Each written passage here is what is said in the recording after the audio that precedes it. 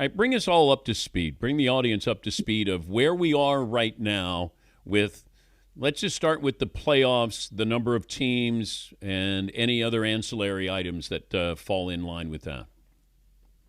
Yeah, Dan. Well, we know this year we're going to have the same format pretty much, right? We're going to have 12 teams, same format. They're going to go to straight seeding, which they decided last week.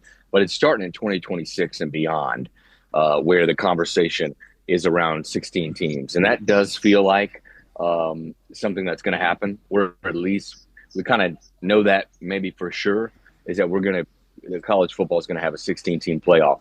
The question is, how do you decide? How do you determine those 16 teams?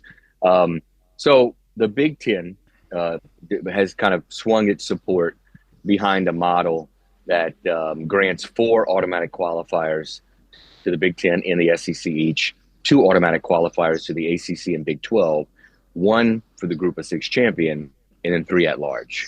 So that would be a multiple kind of AQ type of 16-team format.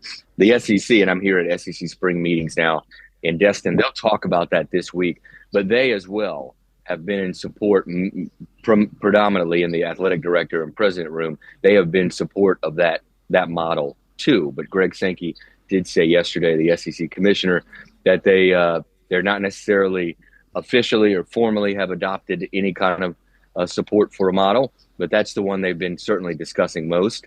Now, the flip side of this, obviously, the Big 12 and ACC, they want more than two teams, right? So they're not for this 4-4-2-2-1 type of model. And that's where things could get pretty interesting, Dan. There's a little bit of you might say, a fight brewing among the power conferences. Yeah, it's interesting, though, the 4-4 with Big Ten and SEC. Now, are they capping that the Big Ten and SEC can only have, that's a maximum of four teams in the playoffs? No, they are not capping. So the three at large that are still available would, in theory, still be available for the fifth place, sixth place SEC or Big Ten team. Wouldn't the SEC have had six teams to qualify last year? Does that sound about right?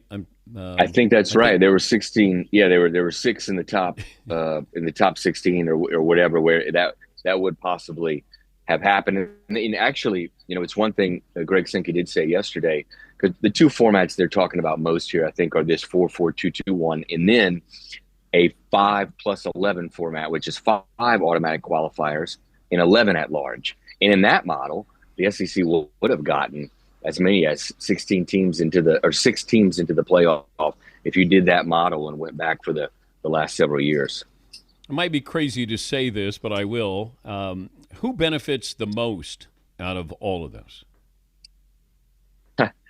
Well, the SEC and Big Ten, right? In this 4-4 model, certainly the SEC and Big Ten would benefit. Now, if you look at outside of college athletics, with the kind of the brewing fight going on, and just the fight for control and more money, Dan, which everybody right now needs more money, right? Because they have to pay athletes directly starting in about 5 weeks or so. So everybody's after money. So when you look at what's going on in college athletics, just the landscape in general right now, those that benefit outside of the agents and the athletes, right, that are getting paid, and then the agents getting a percentage, are the outside entities that we see maybe trying to get into college athletics with money, which are private equity firms, private capital firms. And that's really been interesting to follow. Dan, 2 weeks ago, the Big 12 and ACC, some of their presidents met with the Smash Capital folks that have this Super League proposal, and they want to infuse $9 billion into college athletics. And it's people like that could benefit and come in and kind of fill a hole, a financial hole where so many schools have one.